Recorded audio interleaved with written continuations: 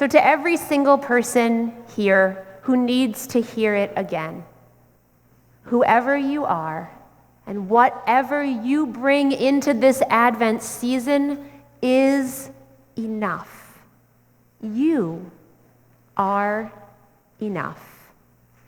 That was the premise with which we began this Advent worship series. Indeed, it was the premise with which our Advent worship planning team began once we had settled into our overarching theme of tidings of comfort and joy.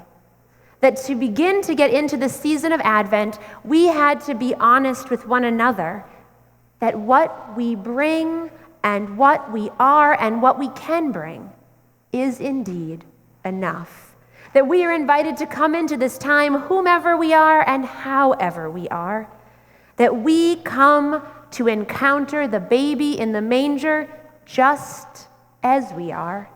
That we come seeking after and yearning for a story that brings not only a prophetic calling, a calling to the world about love and peace and justice and equity, a calling that is yet being birthed into being.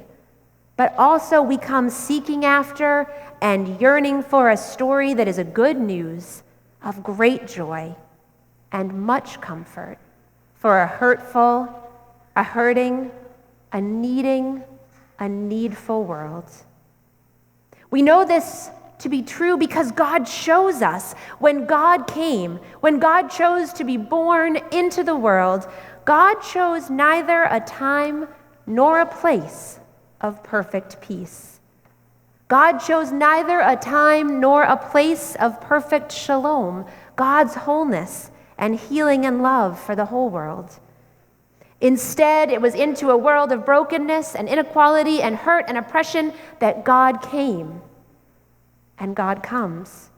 God comes into a world that too often can still feel just like that today, which is perhaps what makes the story of Jesus' birth so poignant and so powerful right now.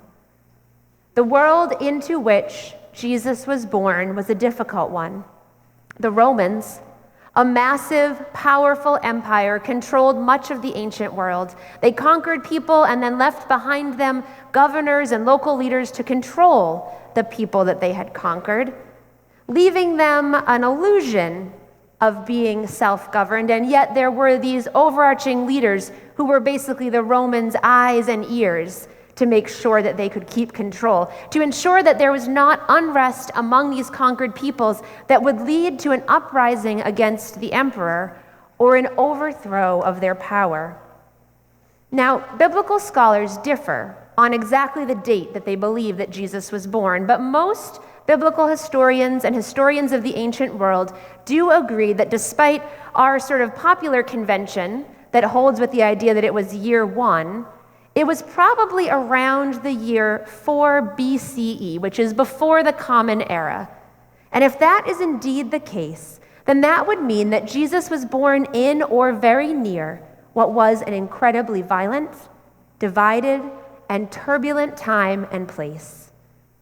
In the year 4 BCE, in addition to the oppressive power and cruelty often used to enforce that power by the Romans, just think about things like the crucifixion and know that this was not a form of punishment reserved only for Jesus. It was instead a popular form of public punishment that the Romans used, always in public places or along public roads, the better to instill fear and remind people what might happen to you if you stepped out of line against the Roman emperor.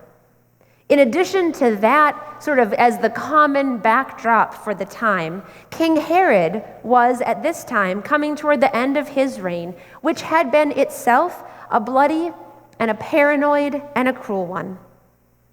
Herod was a cruel king, even by the standards of his time, ruling through tactics of mass terror, even using widespread surveillance of his own people, based out of his fear and paranoia about losing his power. Herod had killed multiple members of his own family, and he was not above doing the same to anybody who threatened or crossed him. But at the same time, there was an air of unrest and uncertainty in Herod's kingdom because people sensed that he was coming to the end of his reign, the end of his life, and they wondered what would happen when the king died. And even as people rankled against oppressive rulers, local like Herod and lofty like the Romans, they began also to wonder who would rise to power in the absence of the king. And this absence of certainty led to unrest that led to uprisings, sometimes even violent. It led to protests, and there were attempts at resistance and revolution. And it was into this world, a world where regular everyday people, Jesus' people, that God came. Into a world where regular everyday people, Jesus' people, were experiencing a feeling of powerlessness. We hear that sense of powerlessness captured in Luke's account of how Mary and Joseph came to be headed to Bethlehem to begin with, which Kent read this morning. Luke tells us, in those days, a decree went out from Emperor Augustus that all the world should be registered. And for this registration, everyone had to return to the city or the town of their family of origin. For Joseph, that meant Bethlehem, because he was descended from the family of King David, and his people hailed from Bethlehem. But this familiar start to the story brings something else into focus, the powerlessness of the people. Why were Mary and Joseph going to Bethlehem despite how pregnant Mary was and how difficult travel would have been in that time? As they traveled over rough and uncertain roads on foot or by donkey, taking days over rough terrain, well, they were going there because the Romans said they had to. No exceptions. And why did the Romans say they had to? Because they wanted a census to count everyone. And why did they want to count everyone? Well, it wasn't to deliver better public services or to make sure that they were best taking care of each person. It was merely to ensure that the Romans were extracting as much money as they could from their conquered subjects. They needed to know exactly how many people they had under their control so that they could extract as much money as possible to go to the empire. Mary and Joseph and the regular people of their time and place lived in a time when mighty powers, great wealth, disrespect for the autonomy and unique personhood of each person ruled the day. It might be that we recognize a bit of those types of structures of power and oppression, of vast disparity between wealth and control in our own time and place, too. Might we not? We might recognize some of the world leaders in our own time and place in the story of Jesus' birth, might we not? And yet into that world, God came. And into that world, God comes. We hear that longing expressed in the voice and the words of the prophet Isaiah read earlier in our service, a longing for a leader who was just and fair, a longing for a leader who would lead with a spirit of wisdom and understanding, a longing for a leader who was the foil of, the exact opposite of King Herod or the mighty Roman emperor. Isaiah foretells the coming of a leader on whom the Spirit of God would rest. A leader, Isaiah says, who will act with righteousness. A leader, he says, who will decide with equity for the meek of the earth. A leader who will lift up those who have been too long oppressed, too long held down, too long left hopeless. A leader quite unlike Herod. A leader like Jesus. Into the darkness of a hurting and a longing world, God came. Into the darkness of a hurting and a longing world, God comes. Now, when I was working on my Master of Divinity degree, just, recently, just a few years ago, that's not true. It feels that way. One of the courses required for ordination was called systematic theology. And essentially, a systematic theology course is one that works its way in a systematic fashion through Christian theology and belief and works to teach students about not only the belief of churches, but also beliefs that various theologians of the church have tried to work out over the years to explain Christian faith, practice, religion, and dogma. These are studies of people who study God and religion, And they talk about the way that God, religion, and people interact and have made sense of and explained components of Christian faith and belief. God, Jesus, the Holy Spirit, the work of the cross, the relationship between the church and the world, that kind of thing, in a systematic way. So I ended up taking my systematic theology course on Monday nights after I had spent a full day in my chaplaincy internship program at St. Elizabeth's Medical Center.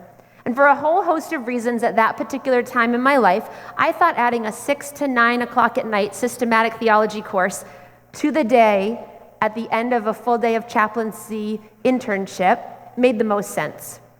I don't know if it did make the most sense. Yeah, Nancy Winter says it did not make the most sense. She's very clear. I should have asked Nancy before I did this.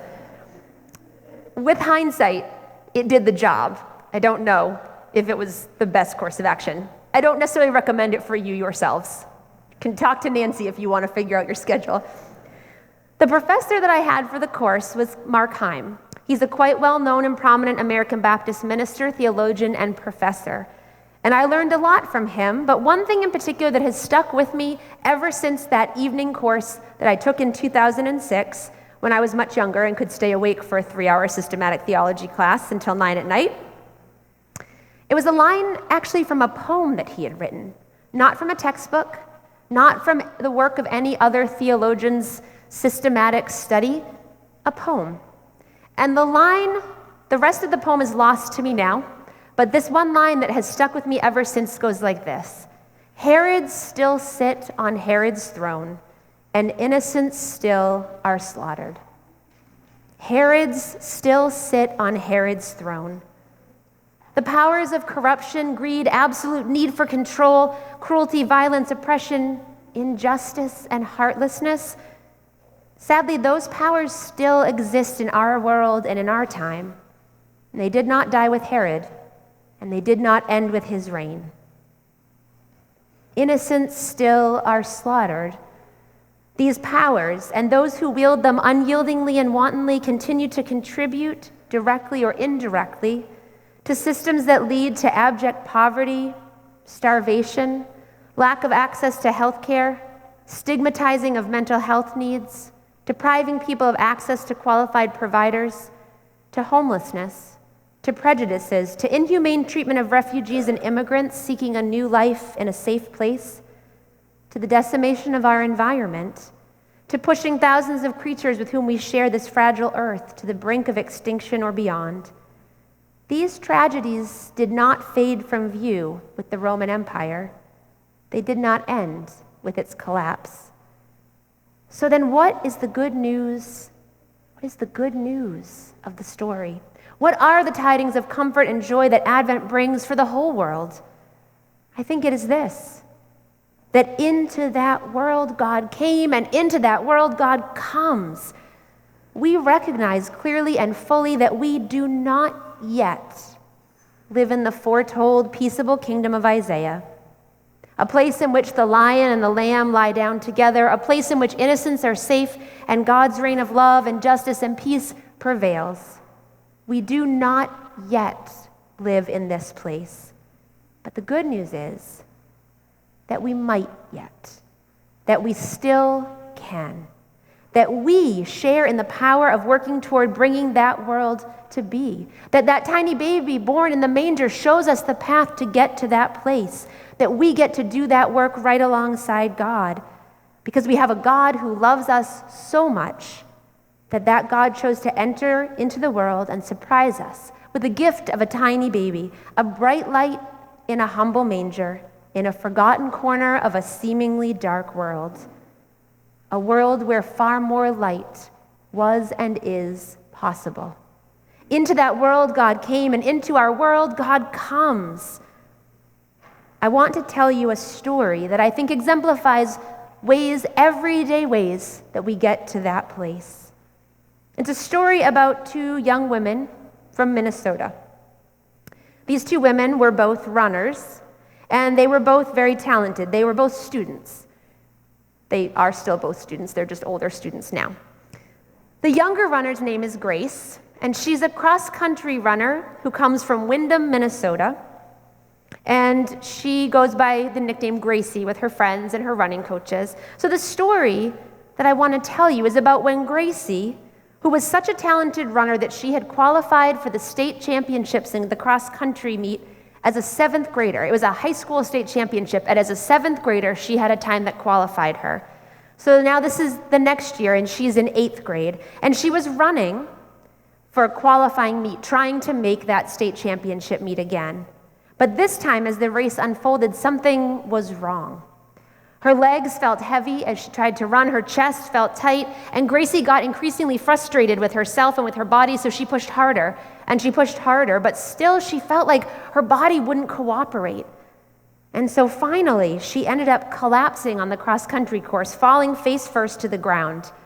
She got up, and she collapsed again and again. She was struggling, crawling, collapsing, staggering toward the finish line, and the race officials were shouting to the other runners as they passed by, "You can't touch her. You can't help her." And they were technically correct. The Minnesota State High School League rules say that one runner helping another in any way will disqualify both. So the officials yelling at the other students weren't trying to be unkind, but they were trying to preserve their times in the meet. But another runner who had already passed Gracie, a high school senior from Mountain Lake, Minnesota, whose name is Leanna, was almost to the finish line when she realized she had seen enough. She couldn't take it anymore. She went over to Gracie, pulled her to her feet, and supported the younger runner's weight as the two crossed the finish line together. "I'm sorry." "You're with me. I've got you," she kept saying to the younger girl as she helped her and held her close. And it turned out after the race, when Gracie went to the hospital, that she was diagnosed with mononucleosis, which she had no idea she had, which explained why her body was giving out as she tried to run, no matter how much she tried to push. Leanna, the high school senior, was disqualified for the race for her act of kindness. But the high school senior said it didn't matter. "It doesn't matter if I make the state championship meet," she said, "because I know this is the moment I will always remember. You're with me. I've got you." That's how we get there. That's how we get to that peaceable kingdom that Isaiah talks about. That's the good news in the Advent story. You're with me. I've got you. With that first Christmas, God changed everything and got deeply personal. The incarnation, the very act of God becoming human, says to us, "You're with me. I've got you." And more than that, in coming to earth as a tiny infant, God demonstrates for us not only that God has us, but that we are to have each other. We're to care for one another, just as the tiny baby Jesus needed the care of those around him. God did not choose to come into the world ready to be sustained on God's own. God came as a child who needed love and care and comfort, and grew into a man who needed love and care and comfort just as each of us does. With the incarnation, God says, "You're with me, I've got you," and invites us to say the same. We are to help one another run that race. We are to help one another heal and heal our world. The race is not yet finished. The peaceable kingdom of love and justice for all creation is not yet here. But the hopeful word of the Advent story is that it can yet be. And that is indeed good news of a very great joy for us all. Amen.